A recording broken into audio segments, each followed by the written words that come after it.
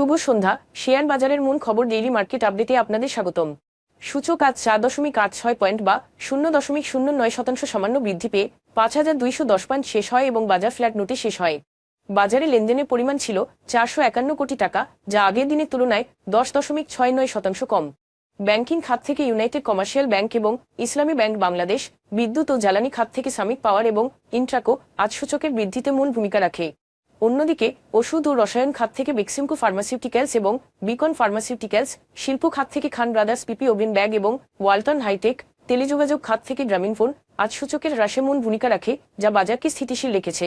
খাতভিত্তিক লাভ লোকসানের হিসেব অনুযায়ী মিউচুয়াল ফান্ড খাতে আজ সর্বোচ্চ 4.14% এবং বিদ্যুৎ ও জ্বালানি খাত থেকে দ্বিতীয় সর্বোচ্চ 1.07% মূল্য বৃদ্ধি পায়।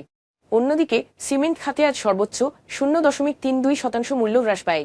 মূল্য বৃদ্ধি পাওয়া শীর্ষ 20-এ আজ মিউচুয়াল ফান্ড খাতে 13টি কোম্পানি রয়েছে। Prime finance, first mutual, progressive life insurance কং এবং সাফকো স্পিনিংস মিলস আজ সর্বোচ্চ লাভ করেছে, যেখানে এসালম cold rolled stills, Ratanpur still রি-রোলিং mills এবং international leasing and financial services আজ সর্বোচ্চ মূল্য হারায়। তবে এই শেয়ারগুলোর মূল্য পরিবর্তনের জন্য কোনো মূল্য সংবেদনশীল তথ্য জানা যায়নি। গত 3 মাসের গড় লেনদেনের তুলনায় আজ AB bank first mutual, DBH first mutual এবং এসএমএল এফবিএলএসএল এর লেনদেনের পরিমাণ উল্লেখযোগ্যভাবে বৃদ্ধি পেয়েছে। উল্লিখিত শেয়ারগুলোর লেনদেন বৃদ্ধির স্বাভাবিক কোনো কারণ জানা যায়নি। আজকের শীর্ষ দুটি সংবাদ: চলতি 2024-25 অর্থবছরের প্রথম 8 মাসে উন্নয়ন খাতে 67,553 কোটি টাকা ব্যয় করেছে, যা বার্ষিক উন্নয়ন কর্মসূচি বরাদ্দের মাত্র 24.27%। এটি 1 দশকেরও বেশি সময়ের মধ্যে সর্বনিম্ন বাস্তবায়ন হার। অন্তর্বর্তীকালীন সরকার বিগত সরকারের সকল প্রকল্প পর্যালোচনা করেছে, রাজনৈতিক বা অপ্রয়োজনীয় কারণে শুরু হওয়া অনেক প্রকল্প বাতিল করেছে, যার ফলে অগ্রগতি ব্যাহত হয়েছে। উপরন্তু সরকার পতন আন্দোলনের পর অনেক প্রকল্প পরিচালক ও ঠিকাদার কাজ ফেলে পালিয়ে যান।